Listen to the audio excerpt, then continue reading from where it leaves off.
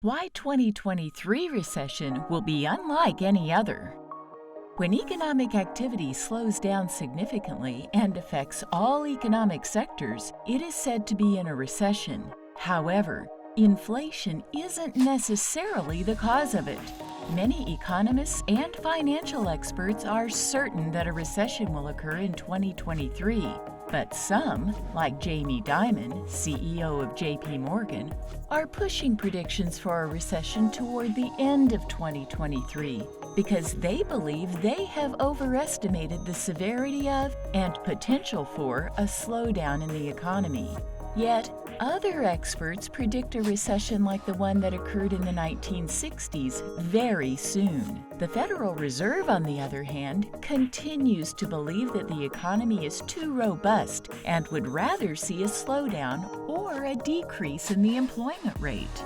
In an effort to prevent what happened in 2008, the Fed is attempting to soften the economic landing. The Fed's current actions may be traced back to the hyperinflation of the early 1980s. The Fed increases interest rates and reduces money supply in order to calm an overheating economy. That leads to economic contraction, which at the price of a recession eventually breaks the back of inflation. That's how it worked back then, and the Fed is now heading in the same direction, toward what many see as an impending economic slump. According to Forbes, the storm will hit towards the end of 2023 or the start of 2024. According to its reasoning, there is a one-year lag between monetary policy changes and their effects on the actual economy. There is broad agreement that the year 2023 will bring economic turbulence. Some forecast the recession to hit sooner, around mid-year. It might be challenging to gauge how long a recession will last. Even though the National Bureau of Economic Research, NBER, is responsible for officially declaring a recession, it is unable to forecast how long it will endure. 2 consecutive quarters of declining gross domestic product, GDP, growth is the main sign of a recession, but it's not the only one. Real GDP fell for 2 quarters in 2022, although other economic indicators indicated that a recession was not taking place. Each recession is distinct, and they can range in length. From November 1973 to March 1975, a 16-month recession in the middle of the 1970s occurred. 2 recessions occurred in the early 1980s, the first lasting 6 months, January 1980 to July 1980, and the second spanning 16 months, July 1981 to November 1982. From December 2007 to June 2009, the Great Recession of 2008 lasted a total of 18 months. Finally, from February 2020 to April 2020, the pandemic slump lasted just 2 months. Recessions typically last for a short period, but because it takes the economy some time to recover from them, it might feel like they last for years. When you hear the word recession, you probably think of 2008, when every front yard on the block in the hardest-hit communities had foreclosure notices standing on them like tombstones.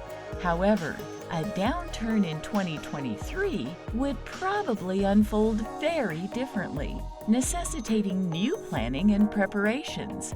Unlike in 2008, the current state of the housing market is stable. Banks frequently provided underqualified customers with cheap, easy loans in the years leading up to the Great Recession in order to fund dangerous, reckless, subprime mortgages with the least amount of monitoring. A housing bubble resulted, and when it broke, banks and investors were left with trillions of dollars worth of worthless mortgages and mortgage-backed securities. The housing market reached record highs in 2021 as a result of inflation, but it wasn't a bubble. Record low loan rates, inventory shortages, timber shortages, COVID shutdowns, supply chain issues, and the increase of remote labor all contributed to inflationary pressures. But none of these point to the type of widespread decay that supported the housing market immediately before the Great Recession. It's not like 2008, said real estate expert Tomas Sadas, founder and CEO of Windy City Home Buyer. Since the increase we have witnessed in the previous several years wasn't based on ARM mortgages being granted to individuals who couldn't pay them, while there will still be some foreclosures and people with upside-down mortgages, there won't be as many as there were back then. This market correction has already started, and we already know that houses will continue to lose value. This is more of a correction than a recession, though. However, according to CNN, Moody's and Goldman Sachs believe that 2023 won't witness a cataclysmic crisis such as the one that sank the global economy in 2008. The events of 2008 were too swift and chaotic to bet on. Instead, they are preparing for a sluggish recession that worsens over time, or even a soft landing that stops inflation without slowing economic expansion. Those more realistic possibilities provide chances to make money in either circumstance. According to Sadas, several of his co-workers are currently shorting stocks with a focus on real estate in preparation for a slump that has already begun. But there are other successful strategies besides shorting REITs and real estate ETFs. In order for me to profit from the recession, Sadas advised waiting until it had reached its nadir before making some real estate purchases. People losing their homes might be distressing, but it is preferable to get them out of an upside-down mortgage if it benefits a business than to leave them trapped. 2009 had the Great Recession's highest unemployment rate of 10%. According to the December 2022 jobs report, the employment economy is still holding strong in spite of inflation, falling stock prices, and a cooling property market. But if a recession occurs, unemployment will undoubtedly increase. According to Beth Ann Bovino, U.S. senior economist at S&P Global, the unemployment rate will peak at 5.6% by the end of the year, up from its current level of 3.7%.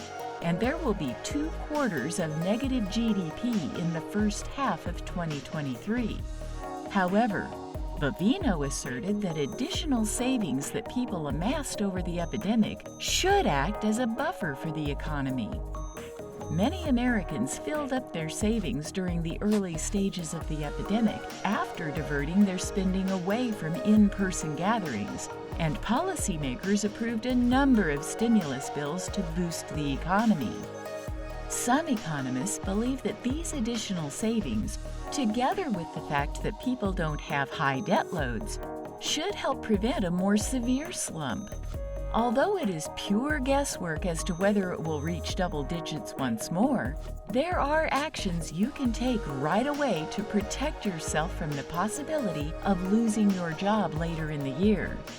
The creator of Fluent in Finance, Andrew Lokenelth, a banking and investment expert who formerly held top positions at Goldman Sachs, AIG, and other significant organizations, advised focusing on developing your abilities and expertise if you're concerned about job security during a recession. This might increase your value to your present job or make you more desirable to prospective employers. Additionally, think about connecting with people in your business and developing relationships, since these relationships may be great resources for opportunities and assistance during difficult economic times. Fortune also advises not changing employment at this time, if at all possible. You could be forced to hunt for employment in a labor market that is declining if the recession starts earlier than expected. Even if you land a job before a downturn, You'll be the lowest-ranking employee at your new place of employment and most susceptible to layoffs. The good news is that people now are considerably better equipped than they were in 2008 to survive a challenging employment market. The gig economy is a powerful force now, but side hustle culture was only in its infancy back then. In order to avoid being forced to rely only on your savings in the event of a job loss a few months from now, you should start preparing for or creating a side business today. All recessions have one thing in common. It's always preferable to be well prepared before a storm. Andy Kalman, CEO of employee stock purchase plan platform Benny, advised paying off expensive debt as soon as possible to recession-proof your finances. Your credit score is a very significant factor to take into account when a recession approaches. In a recession, people are more likely to find themselves in situations where they need to take on credit or debt, making a person's credit score more significant. Consistently paying your bills on time is one of the most important methods to keep your credit score high. Instead of stressing yourself out by making all the payments at once, always have the funds on hand to make monthly installments. There are indications of a worldwide as well as an American recession in 2023, though many economists are still optimistic it won't be too bad. This is excellent news for everyone as it may result in fewer job losses and less effects on household finances. While we are hopeful that the recession will not come, we can only prepare and get ready for it should it finally come. If you find this video useful, kindly subscribe to CryptoFlix channel and turn on the notification bell for more videos like this.